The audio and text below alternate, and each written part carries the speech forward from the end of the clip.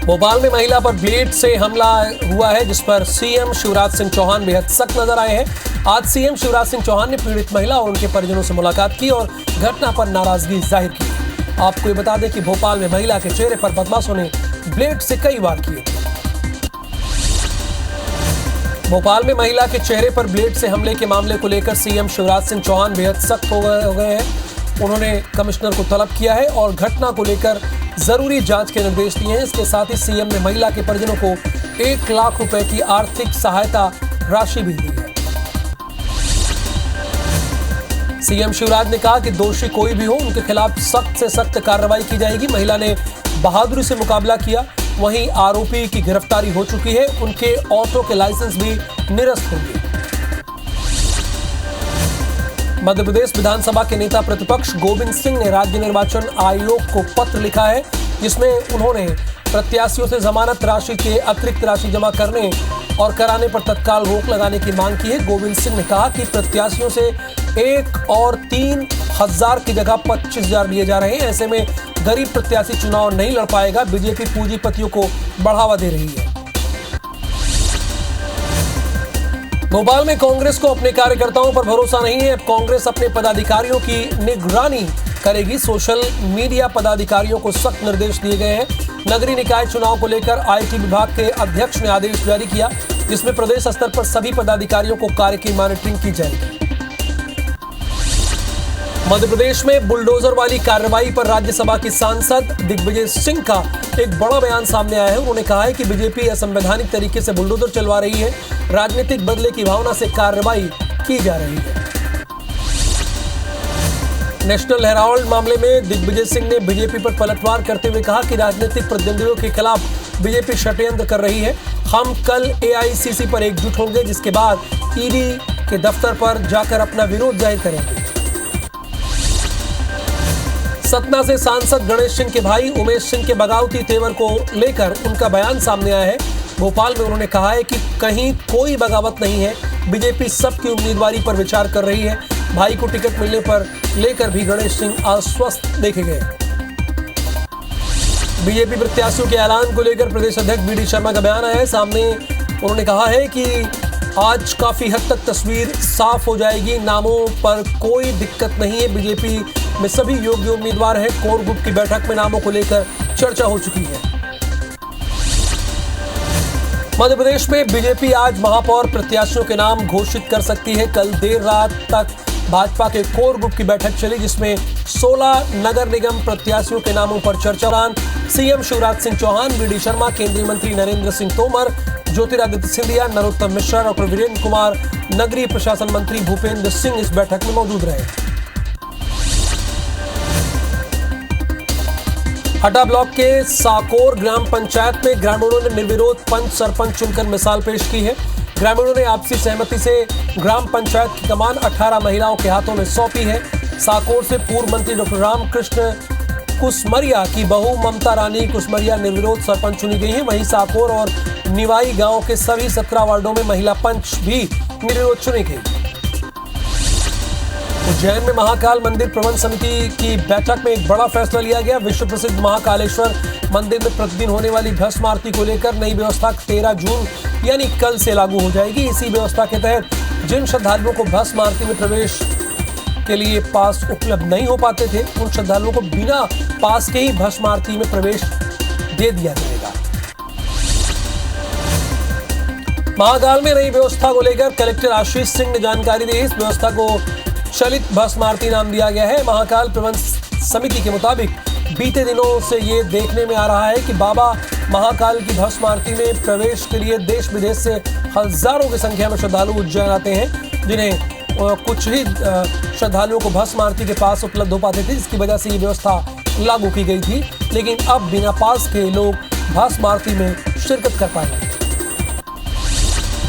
पन्ना के national highway 39 में खाद्य तेल से भरा हुआ टैंकर अनियंत्रित होकर पलट गया, जिसके बाद लोगों में तेल लूटने की होड़ मच गई। हालांकि इस दौरान लोगों की लापरवाही से कोई बड़ा हादसा भी हो सकता था। घटना देवेंद्र नगर थाना क्षेत्र के ग्राम बड़ा गांव के पास की है। सतना के मैहर में मां शारदा मंदिर में श्रद्धालुओं के बीच जमकर मारपीट हुई। मारपीट में 2 परिवारों के लोग शामिल थे। बताया जा रहा है कि छुट्टी का दिन होने की वजह से बड़ी संख्या में श्रद्धालु माता के दर्शन के लिए पहुंचे थे। इस दौरान लाइन में लगने को लेकर दोनों परिवारों में विवाद हुआ और विवाद इतना बढ़ा कि मारपीट तक की नौबत आ गई। हालांकि विवाद बढ़ने के मौके पर पहुंचे सुरक्षाकर्मियों ने दोनों पक्षों को समझाकर मामले को शांत कराया।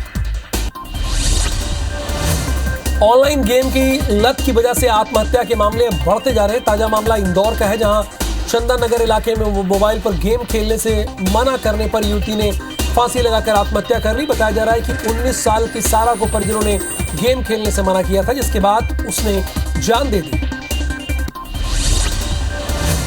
पुलिस को अब तक कोई सुसाइड नोट नहीं मिला है। इसी तरह 10 जून को भी ऑनलाइन गेम खेलने से मना करने पर एक छात्रा ने आत्महत्या की कोशिश की थी। इसकी हालत गंभीर बनी हुई। कुछ दिन पहले लूडो में पैसे हार चुके एक युवक ने सुसाइड कर लिया था। बाल श्रम पर लगाम लगाने के लिए मध्य प्रदेश समेत पूरे देश में बाल श्रम विरोधी दिवस मनाया जाता है। इसी कड़ी में राष्ट्रीय बाल आयोग निर्देश के बाद बाल आयोग और बाल कल्याण समिति ने मिलकर राजधानी भोपाल में भी कई ऐसे इलाके चिन्हित किए जहां बच्चे बाल श्रम करते हैं। 12 जून से 20 जून के बीच ऐसे इलाकों में धरपकड़ कर बच्चों को रेस्क्यू करके उनका पुनर्वास किया जाएगा। मध्य प्रदेश में एक बार फिर कोरोना के केस बढ़ने लगे हैं। भोपाल में पिछले 24 घंटे में 11 नए केस मिले हैं, जिसके बाद एक्टिव केसेस की संख्या 80 हो गई है। 78 संक्रमित मरीजों का इलाज होम आइसोलेशन में चल रहा है, वहीं 2 मरीज अस्पताल में एडमिट हैं। श्योपुर की विजयपुर तहसील में सगी बहनों के प्लांट के बंटवारे में 2 परिवारों में मारपीट हो गई। एक बहन के परिवार के 20 से 25 लोगों ने लाठी डंडों से हमला कर दिया। इस हमले में बुजुर्ग महिला की मौके पर ही मौत हो गई, जबकि 5 अन्य लोग घायल हो गए, जिन्हें उपचार के लिए विजयपुर अस्पताल में एडमिट कराया गया। घटना से नाराज मृतक महिला के परिजनों ने पुलिस थाने का घेराव किया। बड़वानी के वरला थाना इलाके में 2 बाइक की आमने सामने भिड़ंत हो गई। हादसे में 2 की मौत हो गई, जबकि 3 लोग जख्मी हो गए।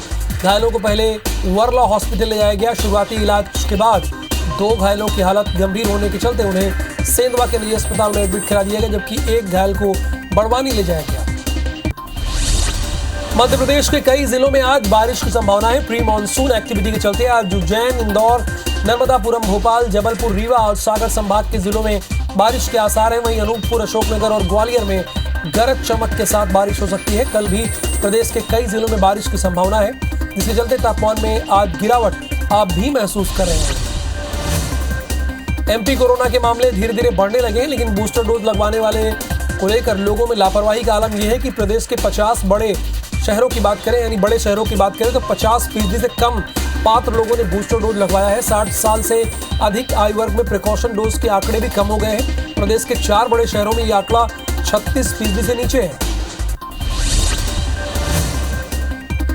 मध्य प्रदेश में भी कोरोना संक्रमण के केस बढ़ते जा रहे हैं, जहां पिछले हफ्ते तक नए केस मिलने का आंकड़ा 40 से 50 के बीच था, वहीं अब 2 दिनों में ये 50 के पार हो गया है, यानी रोजाना 50 केस मिल रहे हैं। स्वास्थ्य विभाग के आंकड़ों के मुताबिक 24 घंटों में पूरे प्रदेश की अगर बात करें तो सिर्फ 5319 टेस्ट किए गए और इनमें से कितने पॉजिटिव आए? 79 जो सैंपल है वो पॉजिटिव आए हैं।